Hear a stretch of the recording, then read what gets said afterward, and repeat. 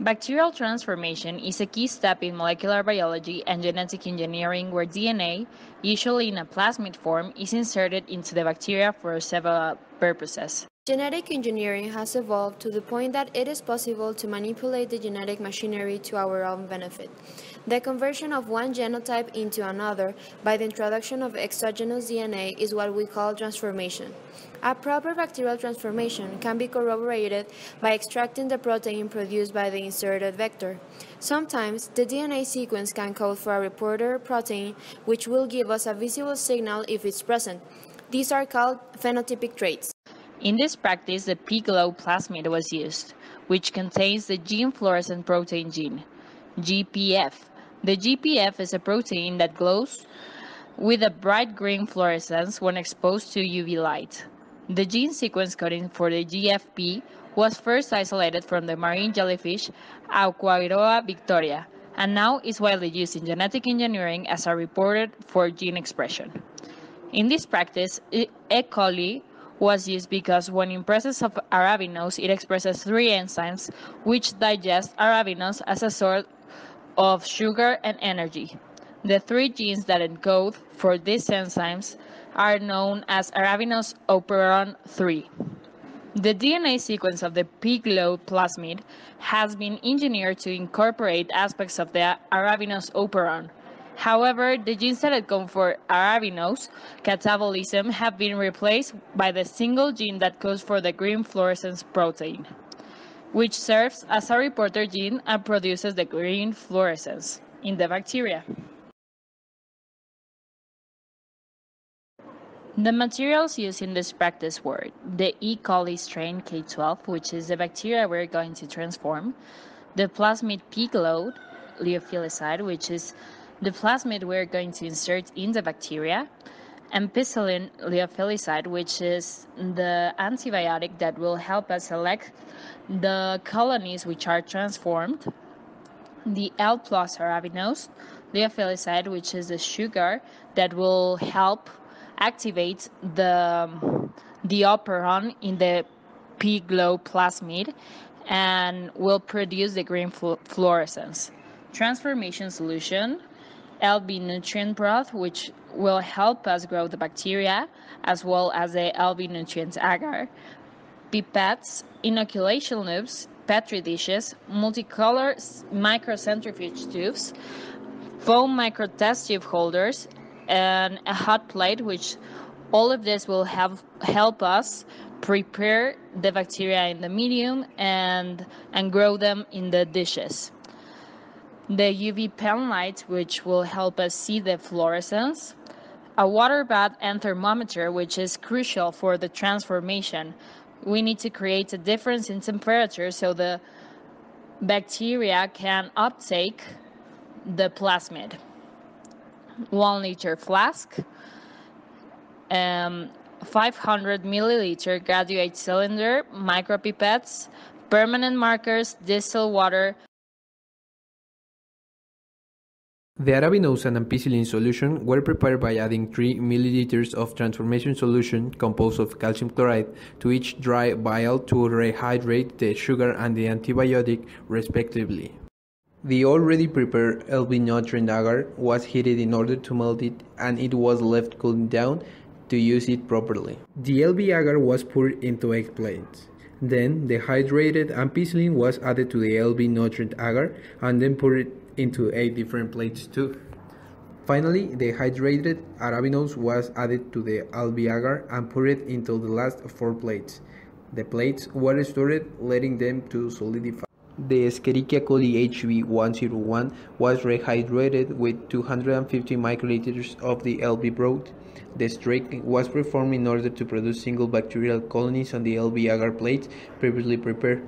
The plates were submitted to the incubation time at 37 Celsius degrees. The previous images were extracted from the laboratory handout provided by PhD Victor Rodriguez, edited from Ausubel, Bloom, and Sandberg. In order to make the transformation, the tubes were labeled, one with pig-glow plus and the other one with pig-glow minus. With a sterile transfer pipette, 250 microliters of transformation solution were added into both test tubes and then placed on ice. The individual colonies of bacteria were added to both test tubes with a sterile loop, and then both closed tubes were put back into ice. After that, with a new sterile loop, a film of the plasmid solution was added to the Piccolo Plus tube. Then, it was incubated during 10 minutes in ice. After the 10 minutes, the tubes were transferred to the water bath at 42 degrees Celsius during 50 seconds, and then they were placed back into the ice for 2 minutes. Then, 250 microliters of LB nutrient broth were added to both tubes and left in incubation for 10 minutes at room temperature. After the 10 minutes of incubation, 100 microliters of the solution within the tubes were added to the appropriate nutrient agar plates. From the Piccolo minus tube to the LV and LV ampicillin plates, and from the Piccolo plus tube to the LV ampicillin and the LV ampicillin arabinose plates. The suspensions were spread around the surface of the plate with one sterile loop for each plate. The plates were placed inverted for incubation at 37 degrees Celsius during 1 day. After the incubation period, the plates were ready to be seen.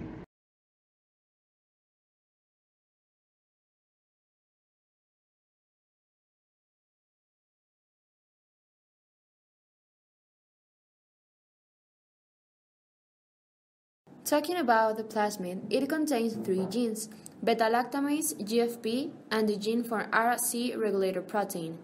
The GFP gene was first isolated for the luminous organs harvested from the jellyfish named Aquaria victoria, caught over a period of years by Shimomura.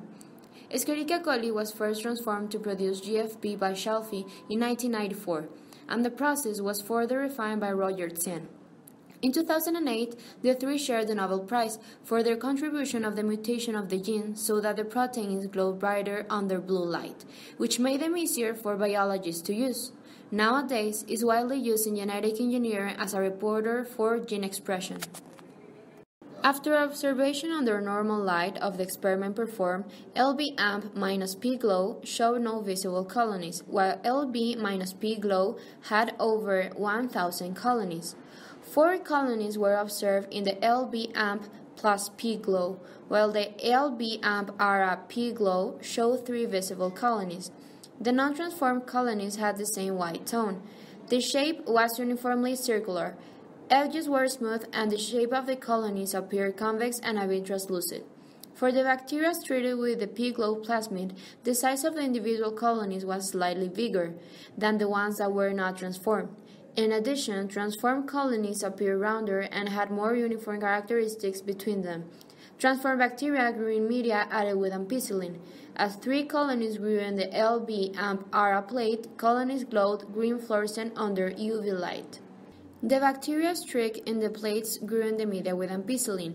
This means that the beta-lactamase gene was expressed and the protein that inactivates ampicillin was produced. The observed results previously mentioned happened because of the transformation with the P-glow plasmid. If we compare the plates that were added with the P-glow plasmid to the ones that were not, we can observe that the bacteria from the control plate did not grow in the ampicillin, while the ones transformed actually grew under the same conditions. The RSC regulator protein is used because E. coli, when in presence of arabinose, expresses 3 enzymes which digest arabinose as a source of energy. The 3 genes that encode for these enzymes are known as arabinose operon 3. These 3 proteins depend on the initiation of transcription from a single promoter, PBAT. Transcription of these 3 genes require the simultaneous presence of the DNA template, RNA polymerase, and a DNA binding protein called RC, an arabinose. The RC protein binds to the DNA at the binding site for the RNA polymerase, which is the beginning of the arabinose operon. When arabinose is present, RC is activated and helps in the transcription of the 3 genes coding for the digestive enzymes. In the case of the P-glow gene, the DNA sequence has been modified to incorporate the aspects of the arabinose operon and the gene that encodes for the green fluorescent protein, which serves as a reporter protein and produces the green fluorescence in the bacteria. After the GFP protein is produced, the bacteria has to be exposed to the UV light. This excites the electron to a higher energy state and produces the glow. Finally, after checking the bacterial growth of all the plates, the transformation was successful. Nevertheless, it was necessary to perform the transformation efficiency calculation. We obtained an efficiency of 19.5 transformants for microgram of DNA.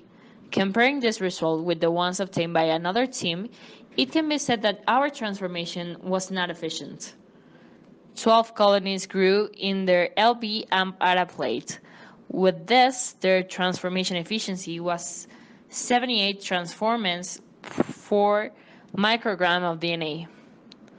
There are many factors that can affect the efficiency of the transformation. For example, the chosen media or the size of the plasmid. However, these considerations cannot be taken in account because the four teams use the same materials. It can be concluded that the possible reason for the obtained data was a mistake during the execution of the protocol. Even though we attempt to control the proper times for the heat and cold exposure of the samples, a minimal variation could be the cause of the low transformation efficiency. Another possible factor could be the bacterial growth. After the bacteria was tricked to produce the initial colonies, transformation should have been performed 4 to 3 days after to have completed competent colonies. For this experiment, 7 days passed between the streaking and the transformation of the colonies, meaning that possibly it affected the overall transformation efficiency of all the teams.